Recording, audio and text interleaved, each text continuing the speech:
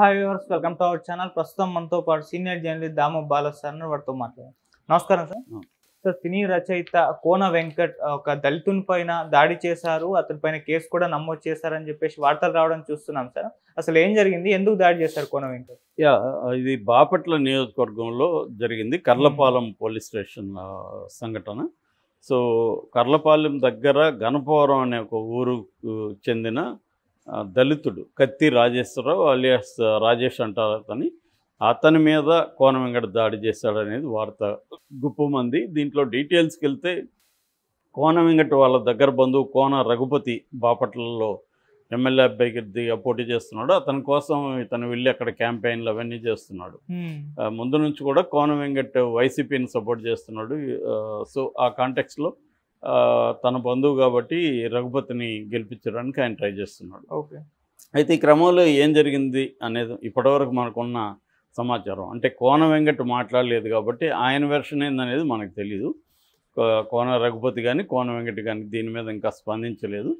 But police version మాత్రం మనకు police లేదా ఇటుపక్క దళితుడి వైపు నుంచి జరిగింది మాత్రం చెప్తున్నారు. సో ఇప్పుడు వరకు జరిగింది చూస్తున్నప్పుడు పోలీస్ స్టేషన్లో సిఐ జనార్దన్ సమక్షంలోనే ఈ గొడవ జరిగిందని చెప్తున్నారు.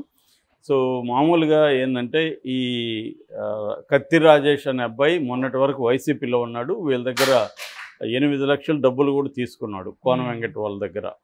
తీసుకున్న తర్వాత అతను ఏం చేశాడంటే నిన్న తెలుగుదేశంలో పోయి చేరాడు. దాంతో కోన వెంకట్ కోపం వచ్చింది. మా దగ్గర డబ్బులు తీసుకుని నువ్వు తెలుగుదేశంలో ఎలా చేరుతావు, మా డబ్బులు మాకు ఇవ్వాలి కదా అన్నట్టుగా అతన్ని పోలీసులను పంపించి పోలీస్ స్టేషన్కి పిలిపించాడు. సో మేబీ జనార్దన్ వైసీపీకి అనుకూలంగా ఉన్నట్టున్నాడు.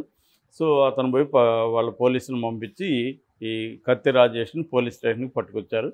పోలీసుల ముందే ఇతను దాడి చేశాడని చెప్తున్నారు కత్తి రాజేష్ని.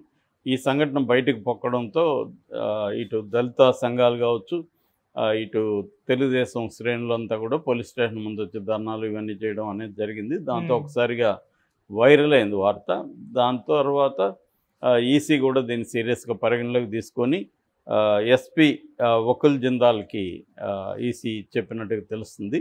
సో వకుల్ జిందాల్ డిఎస్పీ మురళీకృష్ణకి చెప్పారు దీని మీద చర్య తీసుకోండి అని. దాంతో మురళీకృష్ణ డిఎస్పీ జనార్దన్ సిఐని ఎస్ఐని సస్పెండ్ చేశారు. తర్వాత ఇతని మీద ఎస్సీ ఎస్టీ అట్రాసిటీస్ యాక్ట్ ఉంది కదా, దానికి సంబంధించి కేసులు కూడా పెట్టారు. సో ఇది బేసిక్గా జరిగింది. అంటే దీన్ని పెట్టుకొని దళితుల మీద వైసీపీ దాడులు చేస్తుంది అవన్నీ రాస్తున్నారు. అది కరెక్టే. అధికారంలో ఉన్న పార్టీకి సంబంధించిన వాళ్ళు ఎక్కువ దాడులు చేస్తారు. అట్లని వీళ్ళు చేయట్లేదా తెలుగుదేశం వాళ్ళు కూడా చేస్తున్నారు ఎన్నికల టైంలో. నిన్ననే నందిగం సురేష్ ఆయన కూడా దళితుడే కదా, ఆయన మీద కూడా దాడి చేశారు. ఇదేంటంటే ఎన్నికల టైంలో ఒకరి మీద ఒకరు దాడులు చేసుకోవడం అనేది ఒక ఫ్యాక్టర్ అయితే, రెండో ఫ్యాక్టర్ డబ్బు. మామూలుగా ప్రతి ఒక్కరు ఏం చెప్తుంటారు, ఎవరు ఇచ్చిన డబ్బులు తీసుకోండి మాకు మాత్రం ఓటేయండి అని చెప్తుంటారు. సో ఇంకా కొంతమంది ఏమో డబ్బులు మీకు ఇష్టం వచ్చినట్టుగా తీసుకోండి, ఎవడిచ్చినా ఇష్టం వచ్చిన వాళ్ళకి వేయండి అనేది కూడా చెప్తుంటారు. అంటే డబ్బులు తీసుకోండి అనేది ప్రోత్సహిస్తున్నారు. నిజానికి అది కరెక్ట్ కాదు. డబ్బులు తీసుకొని వద్దని చెప్పాలి ఎన్నికల్లో. డబ్బులు తీసుకోండి అంటే నువ్వు ఒకసారి డబ్బులు తీసుకున్నాక నీకు ఆ ఎమ్మెల్యేని నెక్స్ట్ టైము ఏదన్నా చేస్తే ప్రశ్నించే హక్కు ఏముంటుంది? నువ్వు డబ్బులు తీసుకొని ఓటేసావు అంటే నీకు అడిగే హక్కు ఏముంది? నీది ఆల్రెడీ అయిపోయింది, నీ ఓటుకి నీకు ఇచ్చేసావు డబ్బులు. సో నువ్వు అడిగే ఓటరు నిలదీసే హక్కు ఎప్పుడు ఉంటుందంటే స్వచ్ఛందంగా ఓటేసినప్పుడు డబ్బులు తీసుకోకుండా. సో ఇప్పుడేమైపోయింది అంటే అందరూ డబ్బులు ఇస్తున్నారు కాబట్టి అందరి దగ్గర డబ్బులు తీసుకొని నీకు నచ్చిన వాడికి వెయ్యి అనడమే ఒక ఆదర్శం అయిపోయింది ఇప్పుడు. అంటే డబ్బులు ఇచ్చిన వాడికి వేయడం అనేది ఇంతకుముందు ఉండేది, ఒక లాయల్గా ఉండేది, లేకపోతే గిల్ట్ వచ్చేది. ఒక్కోసారి వీళ్ళు 1000 రూపాయలు వాళ్ళకు 1000 రూపాయలు ఇస్తే 4 ఓట్లు ఉంటే చెర్రుండి వేసేవాళ్ళు, డిస్ట్రిబ్యూషన్ అనమాట. సో ఇలాంటివి పోయి ఇప్పుడు ఏమైపోయిందంటే కొత్తగా డబ్బులు తీసుకోండి ఇచ్చిన వాళ్ళ దగ్గర, కానీ మీకు నచ్చిన వాళ్ళు కోటేయండి అనడమే ఒక ఆదర్శంలాగా మాట్లాడుతున్నారు. నిజానికి అది ఆదర్శం కాదు. డబ్బులు తీసుకోకుండా ఓట్లేయడమే ఆదర్శం. అక్కడక్కడ మా మా ఇంటికి రాకండి, మేము డబ్బులకు అమ్ముడుపోవట్లేదని కూడా నోటీసులాగా పెట్టిన ఇవి కూడా మనం చూస్తున్నాం కొంతమంది. అలాగని ఊరు మాట్లాడుకొని మాకు డబ్బులు ఇవ్వకండి అని కానీ చెప్పగలిగే చైతన్యం కానీ వస్తే ఖచ్చితంగా అభ్యర్థుల్లో కూడా మార్పు వస్తుంది. కానీ జనరల్గా ఏంటంటే మామూలు పేద ప్రజలైతే కష్టాల్లో ఉంటారు. వాళ్ళకి 2000, 3000, 5000 అనేది పెద్ద అమౌంటు. మిగతా వాళ్ళు కూడా ఇవాళ ఏంటంటే ఎంత డబ్బులు సరిపోదు, డిస్పోజబుల్ ఇన్కమ్ ఎంత ఉన్నా ఖర్చులు పెట్టే ఒక పరిస్థితి విపరీతంగా మార్కెట్ వచ్చేసింది. కాబట్టి ఎంతమంది అయినా యూ కెన్ స్పెండ్. ₹1 ఇచ్చినా 2 రోజుల్లో స్పెండ్ చేసేసే పరిస్థితి ఇవాళ వచ్చేసింది. కాబట్టి డబ్బులు ఎవరికి చేదన్నట్టుగా ఎవడిచ్చినా తీసుకుంటున్నారు. నచ్చిన వాళ్ళకి వేయడం అనే కల్చర్ బాగా పెరుగుతుంది. సో ఆ కాంటెక్స్ట్లో చూసుకున్నప్పుడు ఈ డబ్బులు నా దగ్గర డబ్బు తీసుకున్నావు, మరి నాకు కదా నువ్వు లాయల్గా ఉండడం అనేది వీళ్ళు ప్రశ్నించినట్టుగా మనకు అర్థమవుతుంది. అంటే ఇది బేసిక్గా డబ్బులకు సంబంధించిన పంచాయతీ. వాళ్ళు తెలుగుదేశంలోకి వెళ్ళడం మీద కోపం అనేది కొంత రాస్తున్నారు. కానీ మనకు అర్థమవుతున్నది ఏమంటే తెలుగుదేశంలో వెళ్ళడం మీద కాదు కోపం, డబ్బులు మా దగ్గర తీసుకొని నువ్వు తెలుగుదేశంలోకి ఎలా వెళ్తావు అనేది ఇక్కడ పాయింట్. అంతవరకు ఓకే, వాళ్ళు డబ్బులు ఇచ్చారు కాబట్టి నువ్వు లాయల్గా ఉండాలి. అట్లాంటప్పుడు ఇతను తీసుకోకూడదు. తీసుకొని ఉంటే ఇవన్నీ మనకు తెలీదు, వాళ్ళు ఆరోపించిన దాని మీద మాట్లాడడమే. ఎందుకంటే ఇతను మనం రాజేష్తోనూ మాట్లాడలేదు, వెంకటతోనూ మాట్లాడలేదు. కాబట్టి 2 వెర్షన్లు డైరెక్ట్గా మనకు తెలియదు. అజంప్షన్లో నుంచి పోలీసులు చెప్పిన దాని నుంచి మనం మాట్లాడుతున్నాం.